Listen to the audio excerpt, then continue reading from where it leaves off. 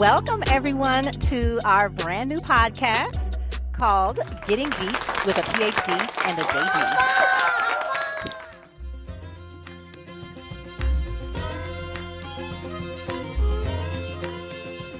Hey, Nicki. Hey, Kimmie. I have a question for you. Okay. All right. So, what do the following people have in common? These are famous country music stars, okay? Okay.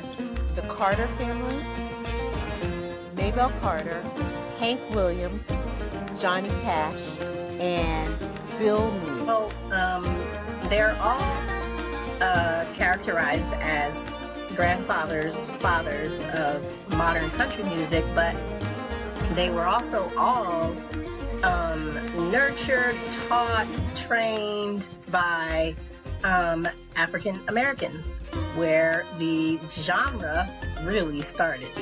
Absolutely, yes.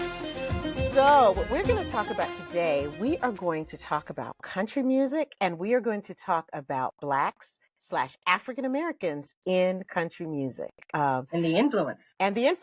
Absolutely, because a lot of times people associate country music with white Southern culture. Mm-hmm. And the truth is that Blacks or African Americans were really instrumental in the genre, and Absolutely. and really don't get enough credit. Right. So And if we want to be very direct, African American people started what is modern country music. And you can ask anyone who is well versed in musical history, in particular country music, that what we deem as current and modern country music started with the introduction of the banjo. right, yeah, which finds its history in West Africa. It was brought over here by enslaved people from West Africa, and they brought their instruments or their knowledge of those instruments. Mm-hmm. I can't remember in the research if they brought them with them or they made them when they were here. I think because they made used them because Mhm. the instrument that the banjo comes from was made of gourds, made Mhm. out of a gourd, and so they were able to, like, they understood what the instrument was and they were able to replicate it here. Right. Mm-hmm. Yeah. So that, so then that was in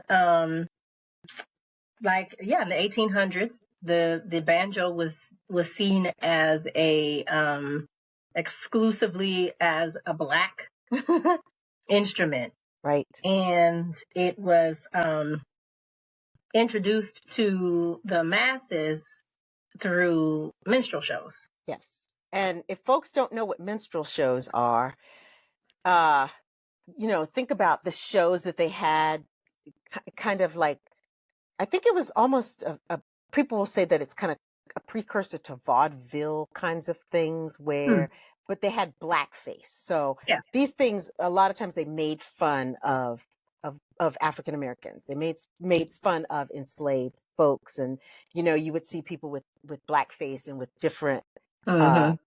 the different features really exaggerated. Mm-hmm. Yeah. And doing kind of really ridiculous things, and it was seen as dancing, Mm-hmm. shucking and jiving, Mm-hmm. and that was seen as entertainment. And so that was the way that the banjo was actually introduced to white audiences, because up until that point, as you said, Kimmie, it was really seen as a Black instrument, and because it was on slave plantations and in the fields, when people had time, during a lot of times it was on Sundays, where they could go and they could play instruments. That's where people would see the instruments being played. And those minstrel shows, then they introduced the instrument to white audiences, and then it was appropriated by white people, and it sort of provided the groundwork for what we've probably heard of as hillbilly music. Yeah. Mm-hmm. Yeah. And hillbilly music, for a small period of time, was created and performed by diverse musical collaborations. Like you'd have black and white people Right. singing and performing and producing and creating hillbilly music together. Yeah. And that was probably, and and this is the other thing. So, all this history, like I said, it starts in the 1800s, but when it actually was introduced to white people, we're talking late 1800s, early 1900s. And I didn't realize how young modern country music is. Obviously the hillbilly music is a little bit older. It was the precursor. Right. But yeah, I didn't realize how young it is. When you think about it. So, I didn't realize either. I didn't realize mhm. either. And I've always had this, whenever I would listen to or hear a country song, I would always say to myself, that sounds like what I would say to myself is that sounds like black music, right? It's very soulful. And It's I mean, very soulful, and a lot of the themes, like mm-hmm, a lot of the heartache, the struggle, mm-hmm, and I think that really ties into with hillbilly music, they had blacks and whites performing together, and a lot of times there were poor blacks and whites, or enslaved blacks and whites, and mm-hmm. poor whites who were playing together, and so a lot of the themes were very similar.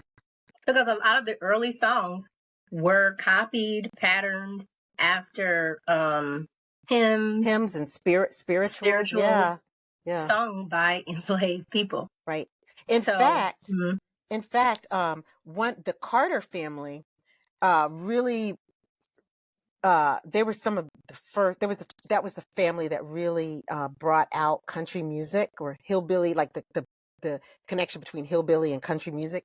mhm. And one of their really popular songs was actually a song that was a black spiritual that was arranged by a black uh, preacher.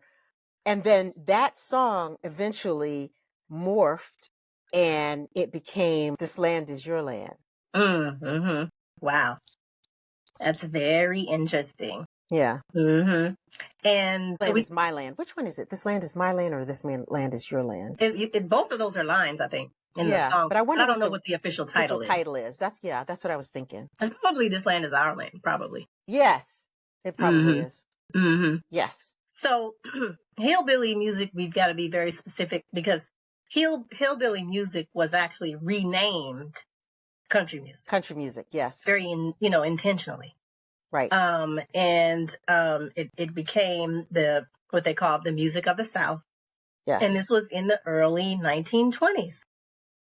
And Mhm, also, Kimmie, I think it's important to mention that when the radio or the music producers and people who became part of the music industry, they intentionally segregated music. And mhm, so country music became white music, and black music became this thing called race music. And which is really an odd, I kept mhm. reading that and I kept thinking, are they What does that saying, even mean? what does it mean? Right. But they felt that blacks and whites, because remember, back then, people only thought there was this dichotomy: you're either black or you're either white. And Mhm. they thought that people could not listen to the same music, when in reality, people had been listening to and performing together with the same type of music. Yeah, for a while. Mhm. Right. And so we started the episode with, the fathers or grandfathers of country music, and how they were actually taught by um, African Americans who had been doing the music since, like I said, the late 1800s. So, like, for example, um, Jimmy Rogers, who is credited with penning and performing, the first major commercial country music song, Blue Yodel Number 9. He was, he did that song with Louis Armstrong. But Louis And Armstrong was uncredited. he was uncredited. Yeah. And Rogers, let's see, He learned how to play the banjo and the guitar as a teenage high school dropout from Black people who worked on the railroad alongside him. And his trademark yodel blended blues, European yodeling, and a falsetto popularized by African American singers. So he was taught and educated by, Black people in and around him, to do the music that he did. Right. So yeah. Hank Williams also. We talked about Hank Williams was Rufus T-Top Payne. T-Tot. T-Tot, yes. T-Tot Payne, yes. And then let's talk about DeFord Bailey. DeFord Bailey, he was one of the first Black performers in the what was it, the Grand Ole Opry? Yes, and he was he when I read the research, I thought he was the first. Like, I think I did see that. I did see not that. the first Black person, but the first. Okay, I did. Yeah, I did see that. And because he and interestingly, he was the grandson of a slave, and he performed, he played the harmonica, and he was just beloved. I mean, they said that he was just an amazing player. And then the radio was up and coming, and so that was the new invention, the radio. And so the interesting thing is that with a radio, race could be hidden. But then it said that DeFord Bailey, when he started to go out on tour, and then people realized, oh, this is a Black man. And he actually wasn't able to stay in certain places because of rules of, as long as people didn't realize a person's race, then like on the radio or something, then people could really still be, still play together, like and enjoy races, it, enjoy it. But then when people started to go out and they saw race, and then people really, really, became, okay, we got to keep people segregated. Yeah. And when that happened, when the decision was made to sort of segregate and commercialize country music, that's when all of the Black people that were already associated with the genre were pretty much erased, from history. And so one of the things I wanted to ask you remember that movie Cadillac Records? And actually Beyonce was in that one, I think. I remember it, but I can't recall exactly what happened in it, but I do remember. So Beyonce was in it. Columbus Short was in it. It really was about, most of it, music was blues and I guess the beginnings of R&B or whatever. Because Beyonce played, what's her name? I can't remember. And this was back in the 90s, right? Was it? Yeah. I'm pretty sure it was in the maybe in early 2000s. It feels, well, time right now feels very weird to me anyway. But I think, okay. Definitely. Because, so it was about that Chess Records, I think was the actual name of the record label. So anyway, part of the movie included Chuck Berry. Now, did Chuck Berry do country music? Or was it rock and roll? It was rock and roll. More rock and roll. It was more rock and roll. But but the genres seem to really blend. And so but he was more of the rock, definitely more of the rock and roll. Yeah. But I guess it's like a similar story in that it's this idea that you have a lot of black people started rock and roll, and you've got Black people in country music, and it's the same old thing where you have Black people doing this music first in the Chitlin circuit or whatever. And then you've got the white counterpart doing the same, sometimes even the same exact songs. And it's marketed to white audience, and it just is sort of appropriated. And, rock and roll was then turned into a mainly white audience. Right. Like country music was. And so country isn't any different from the other genres of music that you can trace back to a majority African American influence and then African influence. Exactly. And one of the things that I've noticed about, if you listen to music on the radio right now, we have a lot of music that is like the crossover hits.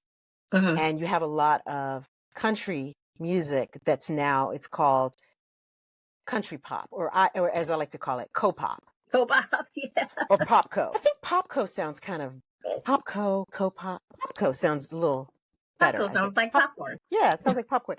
Where it's people who are traditionally country stars that are partnering with pop stars, rap stars. Yeah, there's a lot of crossover, and I think it's wonderful. I mean, I think fusion and people borrowing, as long as people are aware that they are borrowing things and they're not trying to claim it as their own. They're not trying to culturally appropriate, Yeah. And so I find it just, if you listen to popular music on the radio right now, I mean, it's just amazing how many traditional country music stars are now on stations, and they're doing different fusion type music. Yeah. Exactly.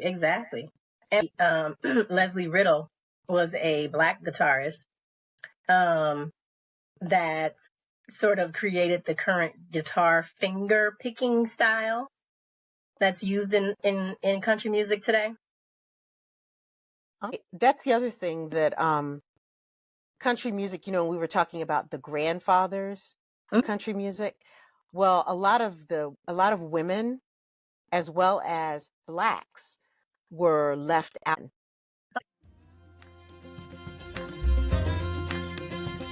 So, what are your thoughts on a call to action associated Call with to this action topic? is to really support Black country music artists. I mean, it really, because there are lots of people who really want to do the music, and they're out and they're trying to get their feet in the door. And it's hard for anyone, in terms of the music industry, to break into the music industry, but it is especially challenging. Yes, it's especially challenging for Black folks doing country music to get into their foot in the door. And so really to support Black country music artists. I mean, I think that it's a genre that's hard for a specific type of folk to break into, and we really need to support artists. Yeah, and I think it's important to know that, it's okay. Because, I remember, when being a child and you have the different genres of music, it was almost like, okay, as a Black person, you can only like R&B, you can only like rap, you can only like soul music. And it was almost like you weren't allowed to enjoy other genres of music. And so I think because the history was erased. Yeah. And the call to action for our podcast is always education. It's always doing your research and not just accepting what has been spoon fed to us as a fact or as a thing. Because we're now learning. Like I said, I learned a lot of new things researching this topic. I did too, and I also learned that there are different country music, like historical places and different things and associations that people can really take, that they can get involved in. And I think that if you are a person and your heart, country music speaks to your heart, and you happen to be Black, then there are opportunities for you to learn about the music, to really be involved. And I think the call to action is to take that step. So it's about supporting the artist, and it's also about the artist stepping up and saying, this is who I am. Because some artists will have gone to other genres first, and then try to, I remember Darius Rucker. Yep. Hootie and the Blowfish. Hootie and the Blowfish. And I remember hearing that he was doing country music, and I was like, what? And I realized, that was where his heart was. He really wanted to be in country music. And I read a statistic about Darius that I was not aware of, so far as how successful his his country music was. Yeah, here it is. Let's see. So for 2 decades, so he earned when he switched to country music, he earned 25 charting singles and 2 platinum selling albums. Wow. Like I didn't know that it was that he was that successful in country music. Yeah, And I didn't he realize it co-hosted the either. CMA Awards in 2020. Yeah. I didn't realize he was as popular and as successful in country music, because I knew that he had gone to country music, but I still always remembered him as Hootie.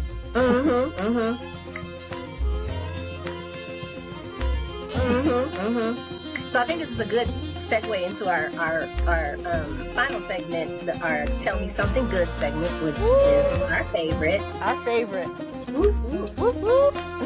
And I think the Tell Me Something Good is, and you know, the elephant in the room is, you know, the catalyst for us even discussing this topic is Beyonce, right?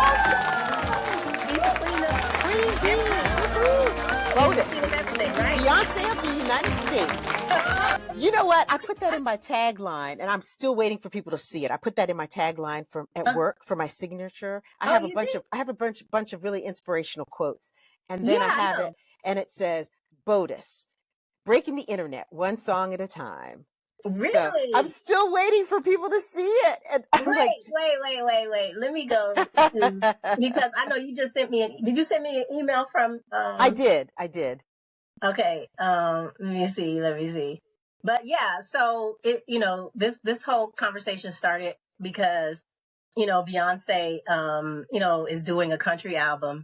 You know, like Renaissance One was her house Yes. album, and now this, she's calling it Renaissance 2, right? I think she is calling it Renaissance 2. Yeah. And so it's country. I'm trying to see. Oh, I see it. I'm still waiting for people to see it. I'm like, oh. So the B is just Beyonce. Yeah. Okay. Beyonce, instead of POTUS, like President of the United States, it's Beyonce of the United States. That's good. So I love that. That's a take on the commercial, the Super Bowl commercial they had. And it's like Beyonce of the United States. I thought, I love it. I missed that. I saw the commercial, but I missed that saying. The BOTUS, yeah. Yeah. Yeah, and so, you know, and this is her first full country album, but she had a country song on Lemonade that everybody she had Daddy knows. Lessons. That was a really good song. Yeah, it was a really good song. There are a lot more. So the Tell Me Something Good is just that there are a lot more African American artists, you know, creating country music. Absolutely. So I made a list of some folks, and let me see if I can find it. Of course, we know originally, did you know Ray Charles did some country music? Charlie Pride. And Charlie Pride. Yeah. You know, my mother loves Charlie Pride. So when Charlie Pride was live, we actually went to a Charlie Pride concert. So. And she's got a signed. We have a picture. Autographed signed picture. Yes. And we got to take a picture with him too. So that was fun. Let's see. Mickey Geithner? Guyton? Is it Geithner or Guyton? You know what? I think I know who she is because it's Mickey Guyton. Mickey Guyton. And then let's see. You got Jay Michelle. Yes, and there's some other folks who are so just some names that I'm not familiar with, like Kane Brown, Jimmy Allen, Blanco Brown, and someone named Breland. Yeah, so there are a lot of, you know, Black artists doing country music. And so I think it's great. I think it's great for people to live into their authentic selves. And if people want to do country music, they should feel free to do country music. Exactly. And I also, and we were talking before about the John Schneider quote, how he was talking about how lefties, I'm paraphrasing, he's like, lefties want to get into everything and it's like peeing on a tree or something. So he was speaking specifically about Beyonce and her country song. And I love it because think about how ridiculous it sounds to be upset because people are going into spaces and being successful. Mm-hmm. I think it's wonderful. That just goes to show that, oh yeah, you're just tired of Beyonce excelling at everything. That's exactly. what you say. Yeah, like, and it's like she's too fabulous for you. And it's just, and so it made me chuckle and made me giggle a little bit because really just saying that someone is so fabulous and that they shouldn't go into every place because they're just too fabulous. I'm like, oh, that's just a wonderful compliment. Because her single is definitely charting very well. It is charting. And also the fact that some stations wouldn't play it, but because of fans uprising, now the stations are playing it and it's actually charting. And it's doing well. And it's doing well, yes. It's doing well. And I Googled because I was just curious because I did for my Zumba class, I did a line dance to it. And there are so many line dances out there for Texas Hold'em. Oh, already. Yeah, of course. Yes. And so many diverse people doing it. So many diverse people and groups, diversity in ethnicity and race and age and, just all kind in ability status and just all kinds of people enjoying Beyonce. And the song is good. I like the song. The song is good. The song is good. And her other 16 Carriages, I like that one too. I do too. I heard both of them. Quite song. But yeah, Texas Hold'em is a good song. And I have to shout out to my dad.